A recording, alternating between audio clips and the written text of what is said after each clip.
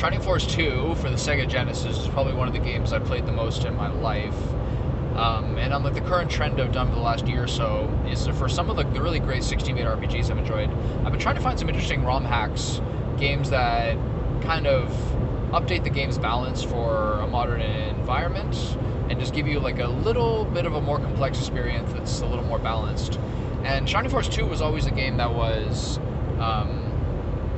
like easier to play, a little brighter, more cartoony, but also a game that with like kind of damage number inflation and stuff like that, a lot of people generally had a feeling it didn't really stay too difficult over the course of it. So I found a mod hack that was called Return to Grands that I just finished on Saturday, and I have to say overall I thought it was a really good experience. Shining Force 2 is always a game where getting the alternative promotions, the variety of characters, the more exciting late game weapons with the somewhat frustrating mithril system is always been one that is a deeply enjoyable playthrough, and you can always find a different way to play it, whether you want characters that'll scale really deep into the late game, that are a little harder early, or a team that starts off stronger and keeps the game at like a tighter difficulty curve. But some real highlights of the mod have been a new writing system where the game has like more of your characters feeling like they contribute to the story. Shining Force 2 is a game that's like guilty of the same thing that a lot of RPGs slash especially tactical RPGs are guilty of, where the game will have a little bit of story around a new character when they join, but then basically the character is just gone from your party forever, and they don't really contribute to it much after that. So a really neat trick to this game in the writing was to make it so like when you ever get to a new town, people and citizens around will start talking about like what your party members are doing, and you're sort of like the center of the storm. So if I could sort of do like a general run through of what characters I felt to be really, really useful or quite noticeably changed in this were Jaha and Chester, who are your early game dwarf and knight, sort of your centaur class. Both of those felt really, really useful the entire game. I kept Jaha as the basic promotion, which in this game is renamed to the Gladiator, the Berserker, and he was an outstanding tank the entire time. Chester, who had turned into a Pegasus Knight, felt like he was just totally useful and super great the entire game. The main character has a high health pool and a really good attack stat and lower defense, which is fair because when he dies, the battle's over. So he stayed relevant the entire time. May, who's like the centaur archer, I felt like really, really was quite relevant. Some of like the archers slash snipers, Janet and Elric, I felt fell off a lot of damage. Peter got sort of rebalanced to continue to be a really great late scaling character, but didn't feel so blatantly overpowered the entire game, which is nice because he's often a character who's a little bit too strong. Geralt continues to be another character who scales really, really well into the late game with strong attack power. And one interesting trick is when you go to Creed's mansion in Shining Force 2, the four characters who are there, the dwarf, the knight, the healer, and the wizard, all tend to be essentially best in class. So in this case, they're not necessarily totally the de facto best choice in each of their roles, but they're really like more of like a, okay, here's a point where whichever one of your characters you feel like you need to replace or you want to have in your party, you then choose them. And I chose Karna, the healer, because my healer, Sarah, the initial healer, had really started to fall behind on levels. So to have this choice of switching up the healer then, and not have to come back later and then grind them all up because they're like the obvious best in slot, I thought was a good choice. Some of the characters who I always really enjoy using include Kiwi, who I always just obsessed with making worthwhile and is almost never worthwhile due to his very low HP. And Slade, who turns into a ninja later on, is always one of the characters who he just feels totally busted along with Peter. So Slade was actually someone who I didn't find to be that strong in this one. He's a little too squishy for someone who's sort of like a melee damage character. Generally speaking, the same difficulty spikes of the original, being the Kraken battle, the chess battle, those are a little bit evened out, but it is a game that does continue to be quite difficult into the latter half of the game.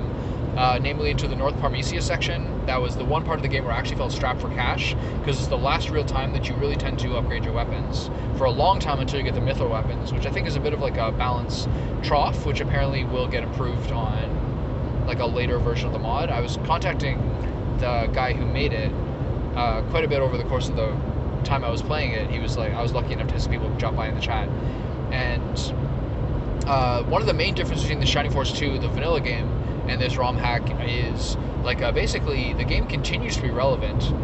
The difficulty continues to be relevant for quite a while. I played it on hard, which is the second difficulty at 4, whereas the third and fourth difficulty is the hard and hardest one.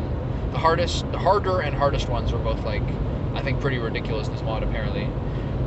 So the game continues to be difficult. The boss battles into North Parmesia, into going back to Grand's Island, were really like, okay, you always have to have this consideration of like, do I have to rush down the boss? I don't think I can get the entire field clear of enemies before this guy rushes me down.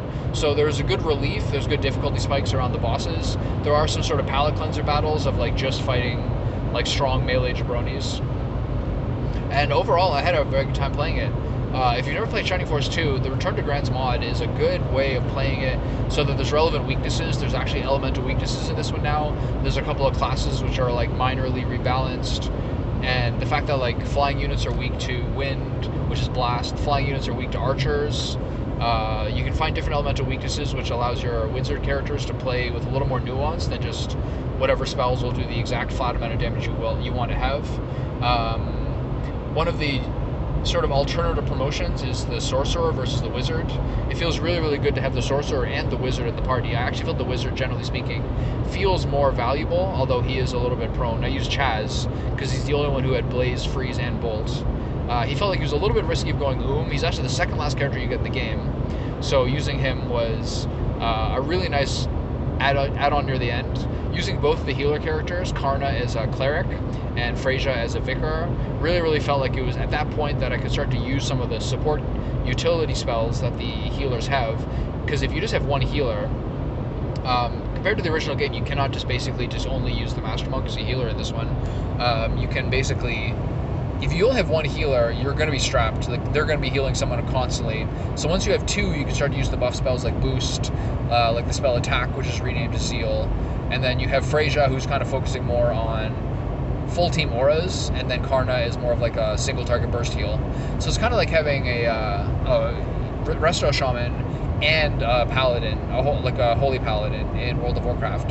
So it's nice to have that kind of balance. I really enjoyed doing this. I felt the last few battles were wearying me a little bit. There's a recurring Pit Beast who never stops coming, who has D-Soul, which is the instant death attack. So I'm not terribly happy with having to deal with the infinitely respawning Pit Beasts in particularly the special battle after the credit sequence, where you're fighting basically a gauntlet of the final 6 bosses of the game. I actually, in my first attempt, and my only attempt, didn't actually even finish the secret battle, as I got sort of stuck on King Galam, who's the second last fight before Zeon, and I'm trying to get down the 400 health of King Galam after having a really good attempt for everybody else, and then you basically are stuck on King Galam, who's near Zeon, so you can't fully surround him, or else Zeon starts to damage your whole party. And then you have the Pit Beast coming from behind you. You're trying to save some MP for Zeon, because you need some range damage to help take him out. And then the Pit Beast coming to spawn behind me, and the prospect of them kind of doing a D-Soul, I thought was one of like the most annoying parts of the mod for me, for sure. Because they got a couple lucky D-Souls, then my attempt was over.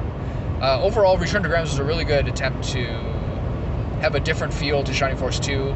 It's a little more challenging. I really like the addition of like resistances to some weaknesses, and the characters are well balanced. So you should try it out. And if you never played Shining Force 2, this is one of like the seminal games in retro strategy ones. So try it out. That's it for me. See ya.